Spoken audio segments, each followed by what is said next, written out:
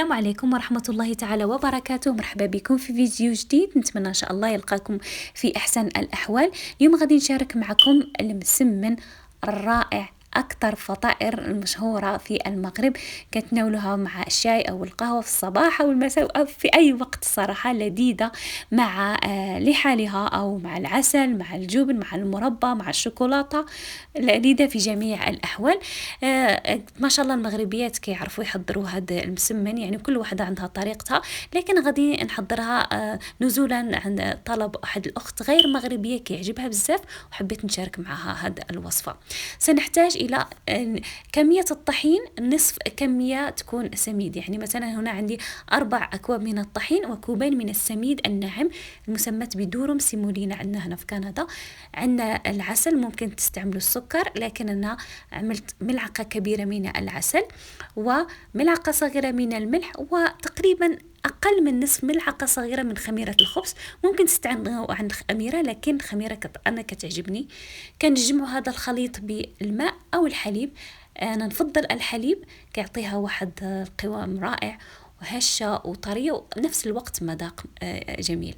كنخليوها ترتاح، انا خليتها تقريبا ساعة، وكل ما خليتو العجينة ترتاح يكون احسن.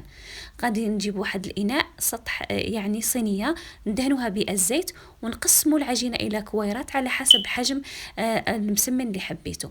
هنا نجيب واحد الاناء فيه قليل من الزيت، وإناء آخر غادي نحطو فيه واحد الخليط هو اللي راح نستعملوه باش نورقو المسمن. هو يكون يعني الخلطة اللي نعملوها ما بين الطبقات. عندنا قليل من السميد الناعم أو السيمولينا، قليل من خميرة الحلويات تقريبا ربع ملعقة صغيرة، وزبدة مذابة. كنحصلوا على واحد الكريم. هاد الخلطة هي اللي غادي نعملوها مثل ما قلت ما بين الطبقات، كتعطيها قرمشة وكتفصل ما بين الطبقات، وفي نفس الوقت يعني الزبدة كتعطي طعم جميل. سنحتاج أيضا إلى الزيت اللي غادي نستعملوه باش نورقوا العجينة. بعد ما ارتاحت العجينة كنت غطيتها طبعا، غادي نبداو العمل. ناخدو أول مثلا كرة الأولى، ومثل ما كتشوفوا سطح العمل طبعا يكون نظيف، غندهنوه بقليل من الزيت.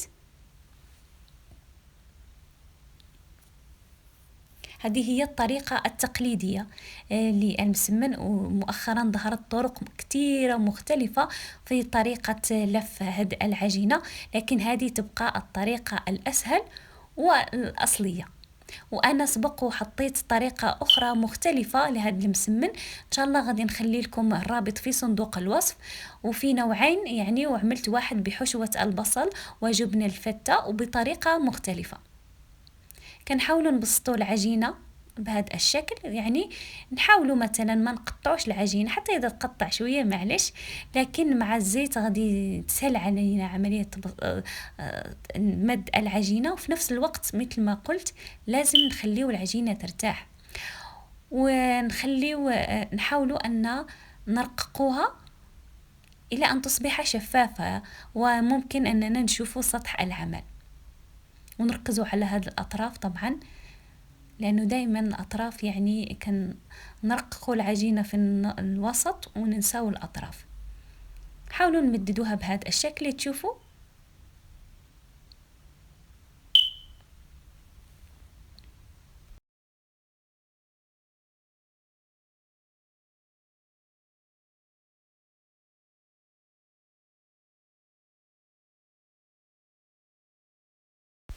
بعد ما سرحنا العجينة كنجيبوا سرحنا العجينة كنجيبوا هاد الخلطة نحركوها طبعا، لأن السميد كينزل تحت.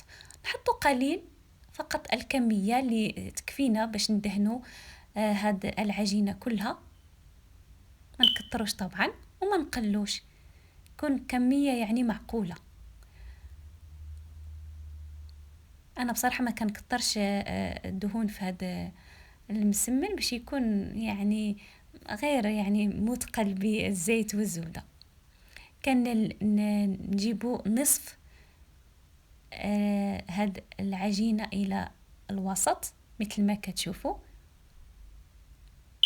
نحاولوا نساويو الأطراف يعني مثل هذا الشكل، ونجيبو النصف الآخر ونغطيو به هذا الجزء. كل شيء واضح في الفيديو. هذا المسمن عنده شبيه يعني فطائر تشبه كثيرا في كثير من الدول. يعني مثلا هناك باليمن نفس الفكرة، الخبز الملوح اليمني نفس الفكرة، لكن تختلف العجينة ما فيهاش سميد، وكيضيفوا له يعني إضافات أخرى، ممكن يتحط على المقلاة أو ممكن يعملوه في الفرن.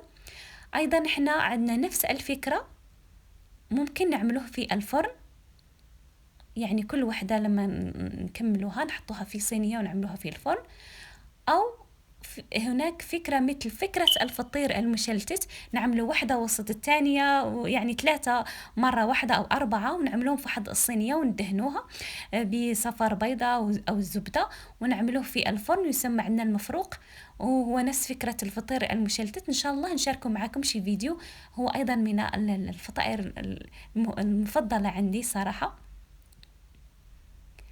وأيضا في العراق موجود نوع من الفطائر اسمه الكاهي، نفس الفكرة لكن تطهى في الفرن وتكون رقيقة يعني العجينة.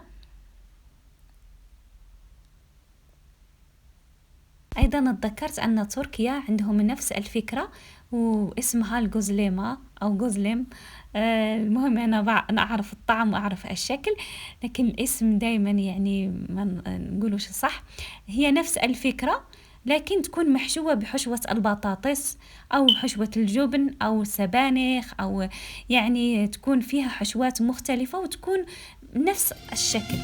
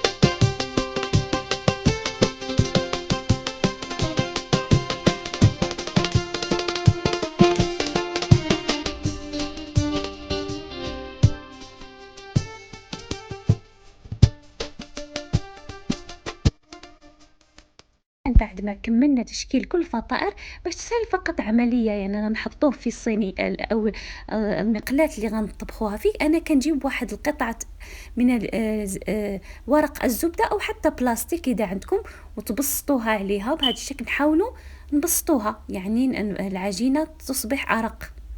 ونبداو بأول وحدة اللي تكون هي ارتاحت. طبعا أول عجينة اللي كنا بدينا فيها هي اللي نبداو نبسطوها، لأن كان عندها وقت أنها ترتاح، والعجينة كل ما ترتاح يسهل يعني تشكيلها أو العمل بها. هاي مثل ما تشوفوا السمك ديالها، أنا ولادي كيحبوه يكون تخين، يعني القوام ديالو ممكن ترققوه اكثر. انا كنعملوه على حسب الطريقه اللي كتعجب يعني اهل بيتي. كنجيب المقلاة نرشوها فقط بقليل من الزيت ونحطو المسمنه بهذا الشكل، ونخليوها بضع ثواني فقط، يعني فقط يعني تمسك راسها، يعني تشد راسها من تحت، ومن بعد نقلبوها الى الجهه الثانيه باش تنفخ وما تلصقش الطبقات مع بعض. في هاد الأثناء أنا كنكون نحضّر نبسّط العجينة التانية. أنا عندي هاد المقلاة يعني الكهربائية كتساعدني أنني نعمل أكتر من وحدة في وقت واحد، وكتختصر عليَّ الوقت.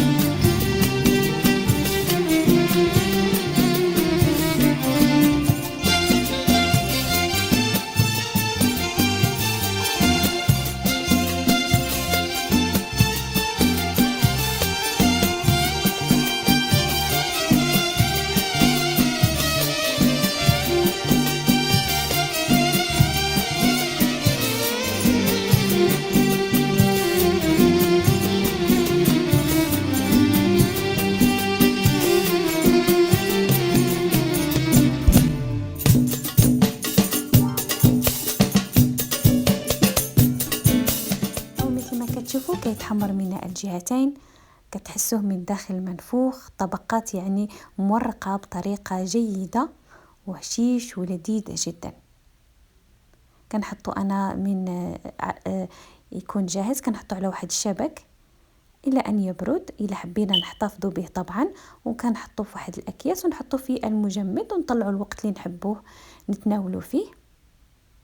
فطائر روعة سهلة صراحة، خاصة تقدروا مرات تعملوا العجينة مثلا يعني قبل مثلا بالليل وما تحطوش الخميرة، يعني ممكن تستغنوا عن الخميرة. أنا مرات حتى نحط الخميرة وكنخليه يعني كمية قليلة جدا، تاني يوم الصبح تكون العجينة ارتاحت وكان نبدأ العمل بها.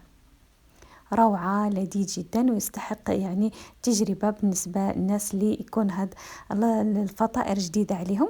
نتمنى نشوف اللايك، وفي نفس الوقت اللي مازال ما اشترك يشترك. أترككم في رعاية الله وحفظه، وإلى اللقاء.